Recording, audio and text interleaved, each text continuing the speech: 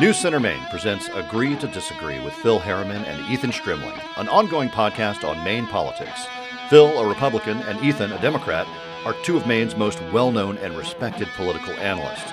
Every week and sometimes daily, get new episodes discussing all things political and how it affects Mainers like you. And now, here's Phil and Ethan.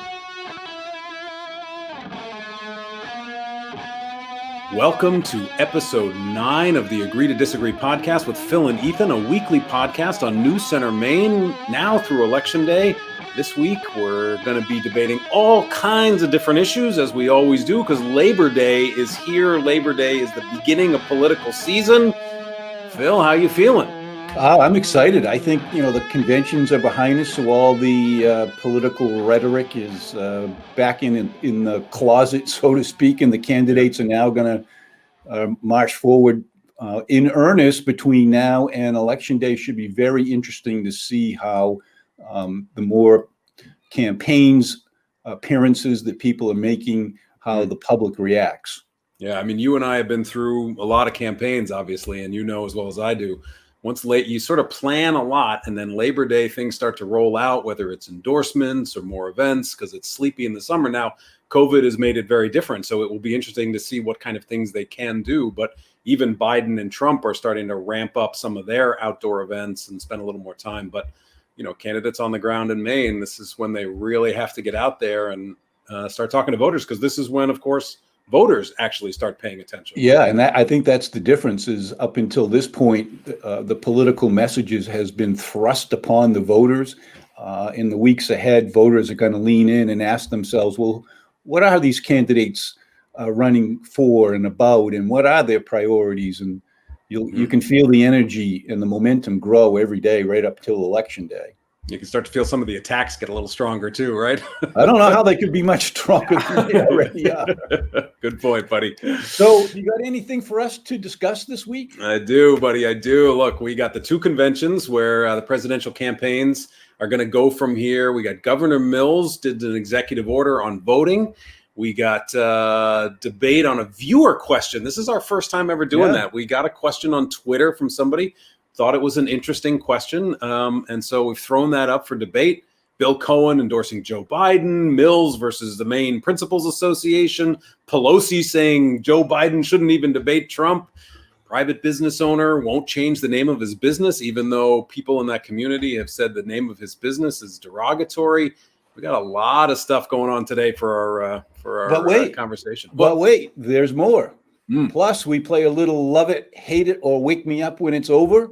Yep. And Schoolsy, who is our producer extraordinaire, Schoolsy tells us how you did on the hot seat last week. Yeah, I think I'll probably check out of the show at that time. So you're going to have to handle that section of the show because it was a little bit rough. Plus, last but not least, we have a special guest this week, Mr. Pat Callahan, our old moderator. He's still your moderator on Political Brew. He took over for Jackie way back in the day. Remember that? And he's going to come on and sit on the hot seat for us. So that'll be fun to have him on there. He knows a lot about politics. He's very understated in his approach, but I think you'll see that he is. Let's assume that he's got every one of these questions we're going to fire at him right. Yeah, I have a feeling he's going to do pretty well. So, all right, Schoolsy, kick us off, buddy. As Speaker of the House, I solemnly and sadly open the debate. All right, buddy, it is official. Biden versus Trump. The conventions are behind us. Speeches are in the books. Polling bounces have come and gone. And labor around the corner. Final reflections on what your guys, Labor Day is right around the corner. Final reflections on what your guy has to do to close the gap and win the race over the next 9 weeks. Well, I think there's a number of things that are already beginning to coalesce. Ethan, first, I think the Democrat Party has made a big tactical mistake in these cities around America where they're run by Democrats and Democrat governors who allow the anarchists to leave a footprint, if not a crater in these cities. I think people do want law and order. They do want safe streets. They do want their property protected from people who have nothing on their mind but to just create mayhem. I think that is going to give people a reason to take a second look at President Trump. I also think the convention that the Republicans held illustrated so clearly that the Republicans are the party of color. They are the party of immigration. They are the party of healthcare and education based on one's own preferences. And I think those are going to be very clear in contrasting to Camilla and Joe Biden, who have gone further to the left since they won the nomination over Bernie Sanders. And remember, the whole conversation about Bernie Sanders was that he was too extreme. He wasn't mainstream Democrat. Look where they are today relative to Bernie Sanders. And when Bernie looks to the left, he barely can see Joe Biden there off in the distance. Not even close, buddy. There's not a chance. I know you'd like to paint it that way, but it's not the case. Look, what your guys got to do, right now the gap is 7 points.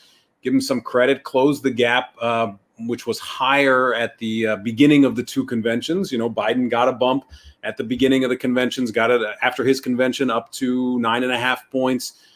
It started at 8. It's now about 7. So Trump, did a little better than Biden did in terms of the debates there. But he really just appealed to his Republican base. All he was doing was saying, look, I want to make sure that my people are with me, because his favorables are so low, 43% right now. He has got to figure out how to reach to the middle. And his convention just didn't do that. I thought it was a really big mistake on his part to not say, look, I need to try to find some new voters this time. I can't simply win with the 42 or 43% that like me. And so far, his convention hasn't shown that he's even trying to go to those people. People who are voting for Joe Biden have already made up their mind. They're not going to go anywhere. And it's not about because of Joe's great policies that they want to vote for him. It's their anger and even hatred towards Trump that's causing the support for Joe Biden. So I think the only place that Joe has to go is downward. I think Trump, for all the reasons that I mentioned, did solidify his base, as you suggested. But those people who are ambivalent about elections, or people who truly are curious about which candidate to vote for, although they may be small in numbers, they're going to have a big impact on the race. And it's going to be which party candidate can get people to go vote, which party candidate can appeal to that person who truly is going to do their civic duty and go vote, but haven't been that connected. And we're going to find out, Ethan, whether or not Donald Trump truly has that silent majority that he claims that he does have. Yeah, look, I mean, he wants to be Richard Nixon. There's no doubt about it. The silent majority that Richard Nixon came up with in 1968, also law and order kind of president. But the problem is, Trump is the incumbent, and the violence around this country is reflected on him. He looks in the mirror and he has to say, I'm the guy in charge. And Joe Biden is doing a very good job making it clear that, you can't claim if you elect me president, I'll be able to deal with the conflict and deal with the violence, because he is the president and he has clearly shown that he's incapable of doing that. So, you're right. Biden's people are very solid with him. Trump has to figure out how to get some of those people away from Biden. And so far, they aren't going anywhere, because the disdain for Trump is even deeper than the love for Biden. Yeah.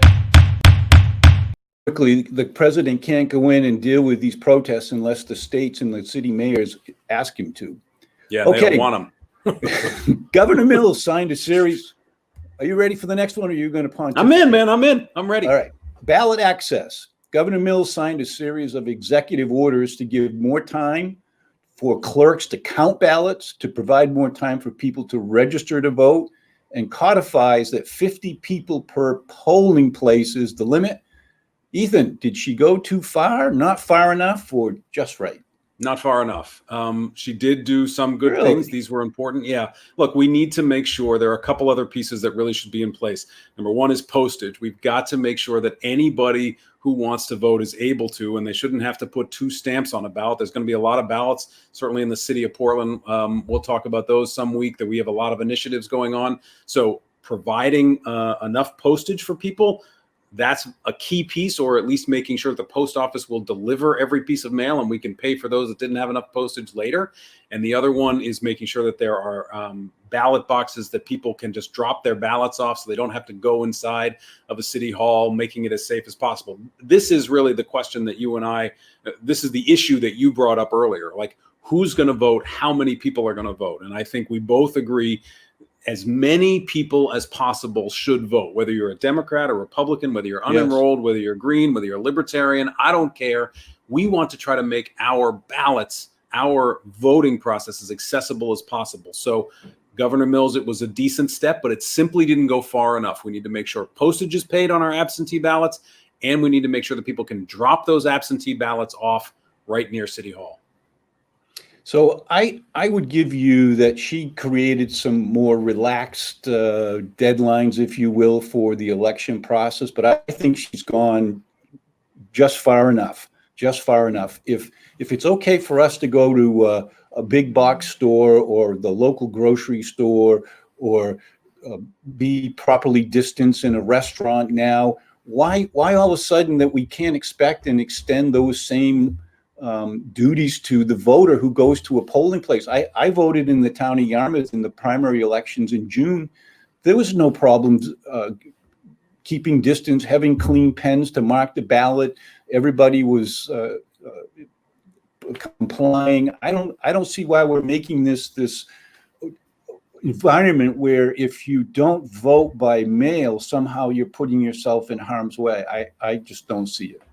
Well, she does say, I mean, look, it's not saying that you can't do that. And she's trying to make sure that it's safe on election day for anybody who wants to, go old school like you did back in July. Of course, you should be able to do that, but you should be able to do it safely. And I actually love that too. But I did vote absentee. I've been doing that a little more often just to kind of get it done so that because often there's a lot of this kind of stuff going on. I want to make sure I don't miss it. But people can still go to the ballot box if they want to. I mean, they can still go and vote on the day of election, but let's make sure that every absentee ballot gets there and is counted. And I think that was a good piece of what she did. Okay, so where's the cutoff date? Where's the reasonable length of time? If you're a servicewoman or man and you're serving in Afghanistan and you want to vote by absentee ballot through the mail in the Maine election for the House, the Senate, Congress, the president, the local referendums, if you live in Portland, what's the timeline for the ballot to come in? Well, that's actually a very good point. And one thing that we should do in this country is make sure that all that needs to be on that ballot is the timestamp that you got it in on time. It should never not be counted because it's too slow through the post office. That is how we handle all overseas ballots coming from our military. As long as it's got the postmark, that ballot gets counted. That should be across the board. You get it in by 8 o'clock on November 3rd, then that ballot is going to be counted. Even if it takes us a couple days to get all the votes in, much more important to get the vote than it is to necessarily, cut them off. All right, buddy. Trump blocked evictions. In a surprisingly humanitarian gesture for Donald J. Trump, he ordered the federal CDC to halt all evictions through the end of the year. It is estimated that this could help millions from being made homeless and keep millions more from contracting COVID. Phil, has Trump now become a bleeding heart liberal? It pains you to ask me that question, didn't it? Huh? It does. I love it.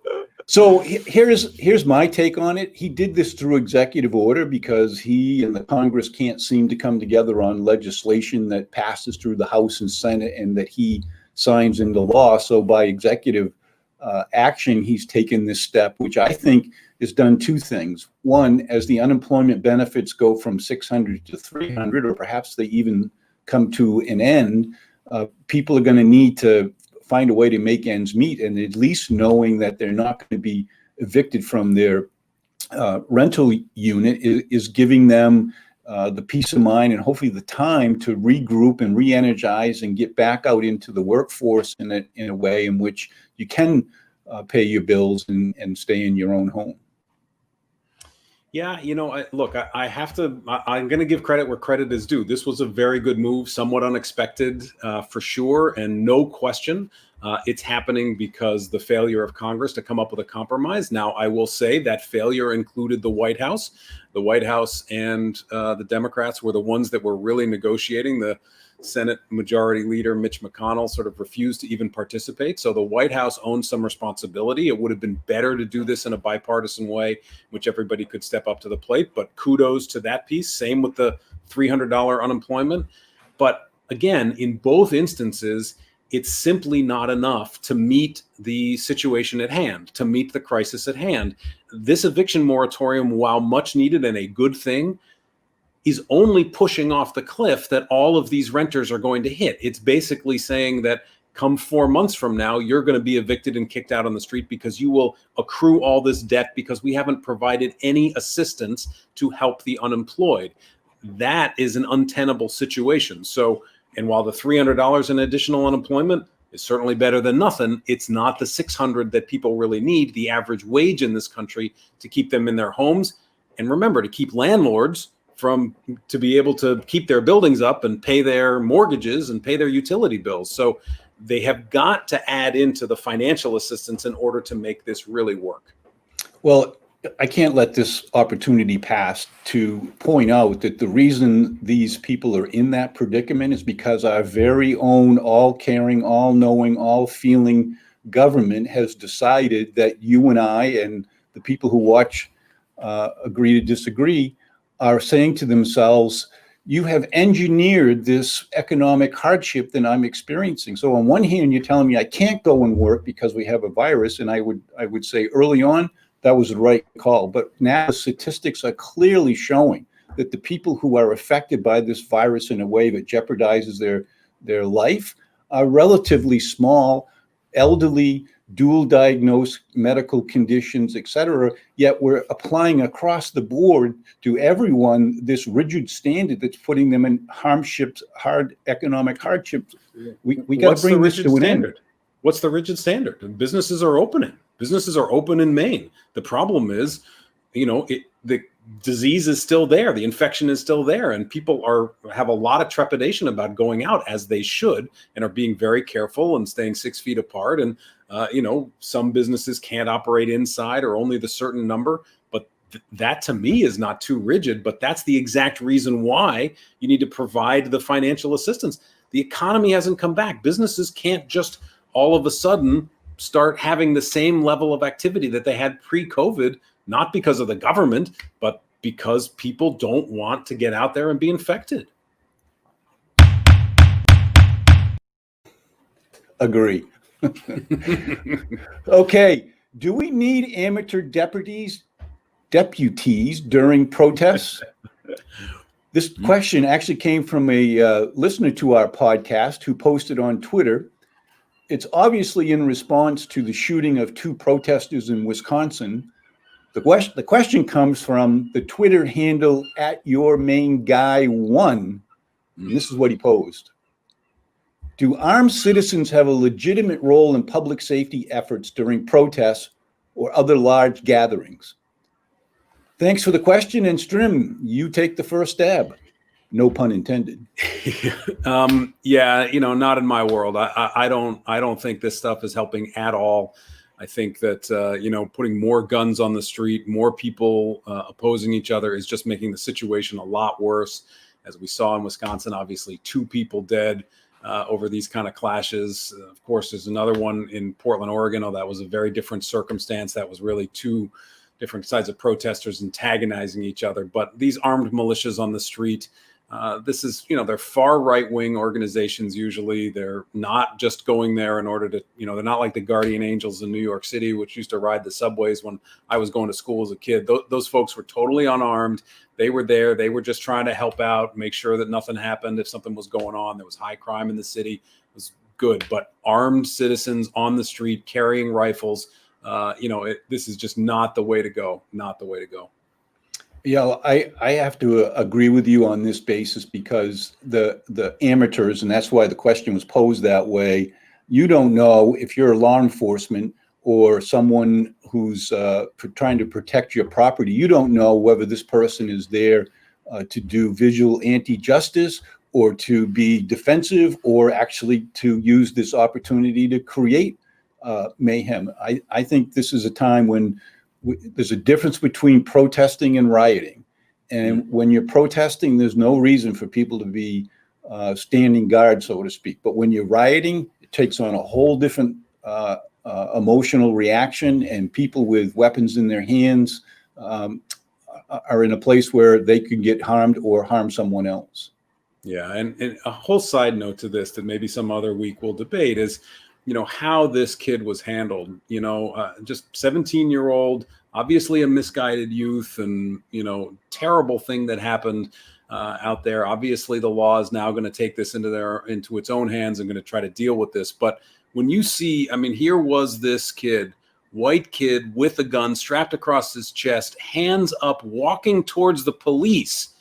And basically people on the street shouting at the cops saying he just shot 2 people and the cops just let him walk by. It feeds into all of the other stuff that's going on out there, which is that, right. Could you imagine if that were a young black man with a rifle strapped across his chest with people saying he just shot somebody, that the cops would have let him walk by? Absolutely not. Yeah, and that's why we all need to take a step back, put down our hate and put down our emotions and look each other in the eye and say, how can we move forward from here as neighbors and Americans and family?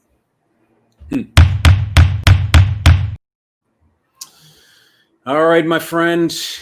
Now we are up for Love It, Hate It, or Wake Me When It's Over. You ready for a little bit of that this week? Yeah, I look forward to this part. I know you always love this part. You love this part. All right, buddy. We'll dive right in. Former Republican U.S. Senator Bill Cohen, somebody I assume you must have met a couple of times, endorsed Joe Biden for president.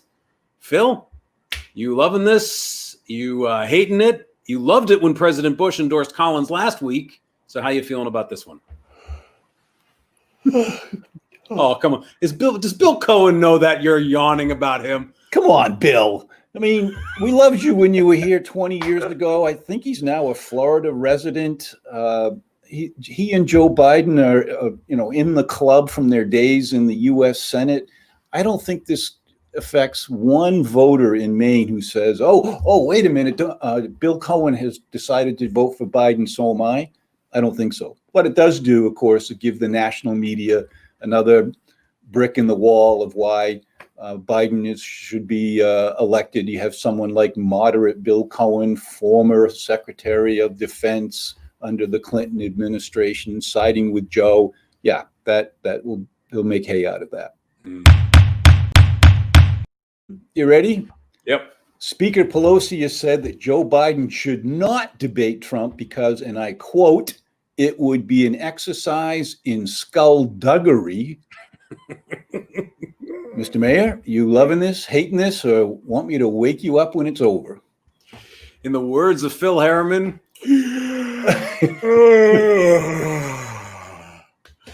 love me some Nancy Pelosi. Of course they're going to debate. She's just throwing around some spikes to have some fun. So, yeah, wake me up when this one's over. Although it will be fun to watch. So when it's over, I'm going to definitely TiVo it so I can see it at midnight. So.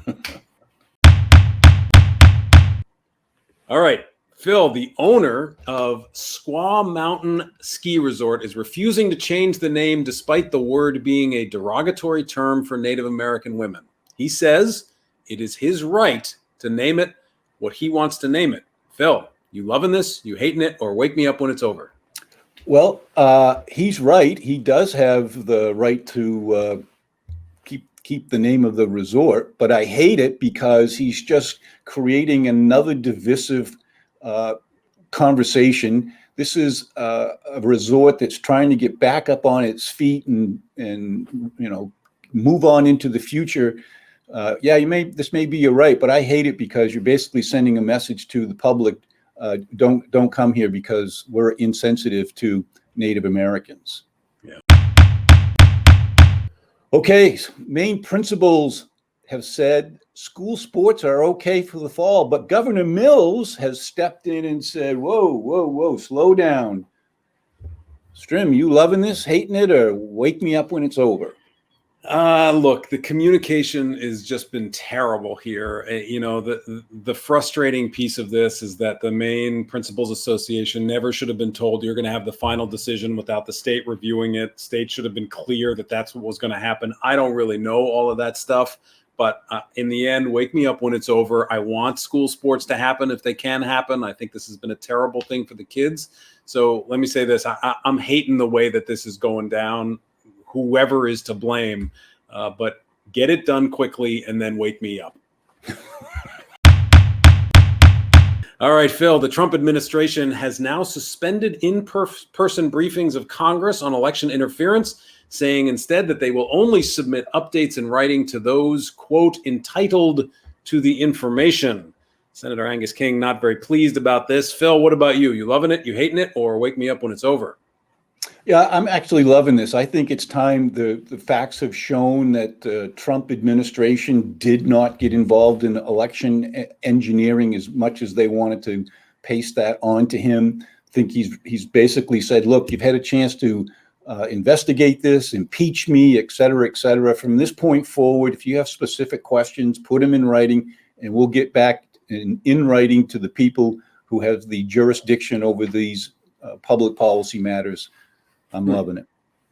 Really? I'm surprised. Yep. I thought you would have wanted a little more. Yep. A little in person. Last one. In your home city of Portland, Mm-hmm. the city council voted against placing all the ordinance language right on the ballot with the 5 referendums you are pushing. Mm-hmm. I know this was a big blow to those who were trying to defeat the initiative. So I know you love it, but explain why. Yeah, I do love it. Look, this is a weird thing that the city of Portland does. They put all the language on the ballot as opposed to simply putting a summary on the ballot that says, here's what the question says. You know, the Secretary of State just puts a question on the ballot, and clearly in our ordinance, you can just put a summary. But for the last few referendum, the Portland City Council has decided to put literally thousands of words of legalese. And you know that just a voter looks at that and says, oh my God, your instinct is usually to vote no. And so that's where you start. So this was a huge victory. Very pleased the city council said no to the forces of darkness in this case, and that we are going to have just clean, straight questions. Imagine that. You can actually vote for it up or down. So yes will mean yes and no will mean no, or will we have that convoluted question? Yes will mean yes. Okay. This is not a people's veto. So a people's veto, yes, would mean no. But this one, no, is actually yes. All right, buddy. Oh, this one. Last week, you were on the hot seat with 6 total softballs. But this week, I am the one that is going to be judged. So, Phil, why don't you go ahead and take the lead on this one, and Schoolsy can judge us on how we did. Okay, you ready, Schoolsy? Agree or disagree? Just as Joe Biden did not mention Trump by name in his speech, President Trump will do the same and not mention Joe. Ethan said he agreed. Jeff, did he nail it or fail it? Failed it. And let me just say, I mean, I not only failed this one, I failed it within like the first 10 minutes of the speech. I think somebody counted afterwards. He said Biden's name 40 times. Woo! Never underestimate Trump. There you go. Okay, agree or disagree? Donald Trump's convention bounce will reduce Biden's lead to under 8 percentage points. Ethan said agree. Nailed it. For you. There's 1 for 1. Yeah. Okay, agree or disagree? Democrat Joe Kennedy will defeat Democrat Senator Ed Markey in the Massachusetts primary on Tuesday. Ethan said he agreed. Jeff, did he nail it or fail it? Failed it. Wow, You know, and this is that one surprised me. I know. I should have gone with my heart. I wanted Markey to win. I'm glad he won. I mean, Joe Kennedy's great. He's got a big future. But anyway. Agree or disagree? Jared Golden, who has remained silent so far in the presidential race, just like Susan Collins, will endorse Joe Biden. Ethan said agree. Jeff, did he nail it or fail it? Nailed it. Kind of an Nice. easy one. Easy one. That was the come on. softball. Okay, number 5, agree or disagree. After all the court wranglings, ranked choice voting will be on the ballot this fall. Ethan said agree. Jeff, did he nail it or fail it? This one, I thought the courts were going to make their decision, but it's clear they haven't made their decision yet. So I get to push it this way. This is our first time ever having to push it because we didn't actually have the thing occur. I mean, in some ways you could say I nailed it, right? Because it's still on the ballot. So I could count this in my camp, but I guess I can't. No, you can't. No. Okay, last one, agree or disagree. While your Knicks watch from home, my Celtics will take at least 2 of the first 3 games against the Raptors. Ethan said disagree. Jeff, did he nail it or fail it? Failed it. Yeah, Woo. big time. Yeah, that was a good win by the Celtics on Wednesday night. Yeah. Okay, 2 right, 3 wrong, 1 push. That's the worst week yet. Ow. You will really need to listen to me more often. I'm really good at this. You need to listen to me. All right, I will. Yeah, sure. Dream on. Yeah. All right, Phil, for our final episode before Labor Day, we have another special guest for us on the hot seat this week. We all know and love him, our old, but not really old, Ooh, that's moderator to the original Political Brew tandem, Mr. Pat Callahan. Welcome to the show. Oh, what a delight to be with you folks again. Oh, thanks, Pat. Hey, I have had the pleasure of, a couple of days a week, sometimes more, being on live television with Pat Callahan. Not only is he a gentleman and a consummate professional, but here's a little something you don't know about him. He is a Beatles and rock and roll fanatic. Yeah, if you want to play trivia, I'm your man. I was trying to figure out a prediction, but the music you listen to, there's just there's nothing new happening, buddy. So I couldn't come up with a prediction for you. You got me there. Guilty. It's not like I could say, do you think the Beatles will get back together next week? All the good records have already been made. That's I do true. like the new Taylor Swift record. Does that make me a bad person? Yeah. Well, it's not called a record, actually, but that's okay. We get it. She would. Pat, you actually traveled to Abbey Road in England, right? Yes. I was in the studio there last year. It was like entering the gates of heaven. All right. Well, this is great. It's good to see you again. Have the 3 of us back together for the first time in a long time. But this is fun. So why don't we dive right in? And Pat, so what we do is we're going to give you a prediction, and it's a prediction about something that will happen in the next week. And you have to say whether you agree with that prediction, disagree, and give just a brief explanation. All right. You ready? I'm ready. All right. Okay, Phil, take the first one. Pat, agree or disagree? The next public poll on the U.S. Senate race will show Susan Collins tied or in the lead. Well, it's been really a statistical dead heat if you take margin of error, but in raw numbers, I'm going to say no, not yet. I think she's got movement to come. I don't think it's going to happen this week. All right. Number 2, the Supremes, that is the Supreme Court, not the Supremes that maybe you know from the Beatles days, are set to hear arguments on whether RCV should be allowed on the November ballot. Agree or disagree, they will rule the contested petitions invalid, allowing RCV to be used in the presidential election in Maine for the first time in U.S. history. I think they'll recognize Matt Dunlap knows election law pretty well, and I think that they will agree with him that the specific standard for petition gatherers was not met, meaning that there aren't enough valid signatures to block it from being on the ballot. I think we will be voting on the presidential race with ranked choice voting. Wow. Number 3, agree or disagree, Pat? In the next week, Governor Mills will take action against Pastor Bill in Sanford to protect public health. That's a tough one. You don't want to be messing with people's the way they worship, but there are churches all over this state that are following the rules and the guidelines, and it seems to be working pretty well. Is it perfect for them? No. And I think if someone is going to blatantly flout the rules, and we've been hearing a lot about how that may be happening, I think the state is going to have to do something. You can't take their license, for example, but only a higher power can do that. But I suspect they're going to have to send some kind of message. Interesting. All right. Agree or disagree? In the next week, the Maine Principals Association will delay the start of fall sports in response to Governor Mills' pushback. Yeah, I think they will. And I think we're already seeing some school districts saying, you know what, the fluidity, if you will, of these rules and guidelines is changing so much that we're just not going to bother. It isn't, who can keep up? So I suspect the MPA will probably also say, hey, look, we got to take more time on this. And where it ends, we don't know yet. Okay, number 5, agree or disagree. After visiting Wisconsin, Trump's national favor average as per the website 538, which is currently at 43%, will rise a full point in the next week. I think that's possible. I think his law and order message resonates with a lot of people. That's what he's been talking about.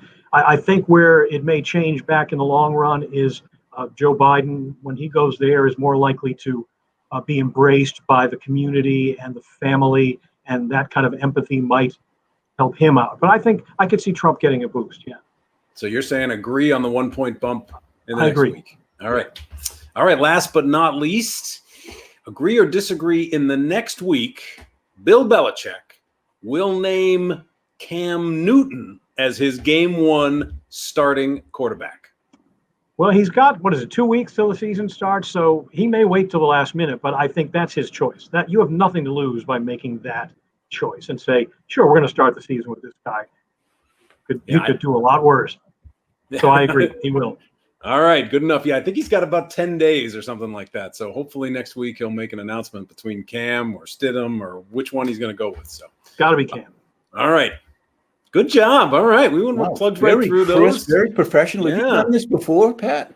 Yeah, and we should announce to your fans that we're going to be together again on Political Brew. We're going to be doing a cycle of different pairs every 3 weeks, but we're going to have Phil and Ethan and myself back on Political Brew on Sunday mornings coming up, so don't miss it. All right, that'll be fun. And just so you know, Schoolsy's pretty tough when he does the grading next week, so we'll let you know how you did. He's tough but fair. He's tough but fair, but he's very literal, so it's got to happen or not happen. Anyway, okay. Thank you very much, Pat. I really appreciate you taking some time. Good to see you, boys. All right, all the best. See you. The clock has run out. The buzzer is sounding. Okay, Ethan, as we do each week in honor of Maine's bicentennial year, we are going to ask a Maine political trivia question. Here is last week's question. What year did Governor Percival Baxter buy the park and donate it to Maine, and what was his motivation?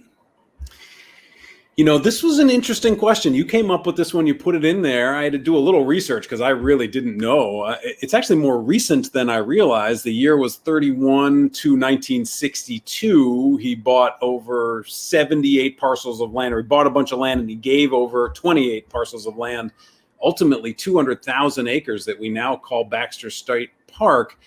And the motivation question was very interesting. Phil, fill him in on that. So, believe it or not, Percival Baxter was from Portland, Maine. He was a Republican from Portland, Maine, and probably one of our most historically celebrated governors in Maine history, a Republican from Portland. Did I mention that? Yeah, I know. Weird days. Here's the backstory, which I found very interesting. Governor Baxter proposed that the Maine legislature appropriate the money through the state budget to buy what we call Baxter State Park. They voted that down, and he took it upon himself to personally buy these lots up one at a time, make them a contiguous piece of property, and donate them to the Baxter State Park Authority, not to the state of Maine, to the Baxter State Park Authority. Very interesting piece of history. And do you recall, not that you were there, I'm not saying you were there, but do you recall which party controlled the legislature back when Governor Baxter was trying to get them to appropriate the needed money to be able to preserve this? I do. Do you remember? I do. Yeah. Yeah. What, did you want to say the name of the party or? No? Oh, sure.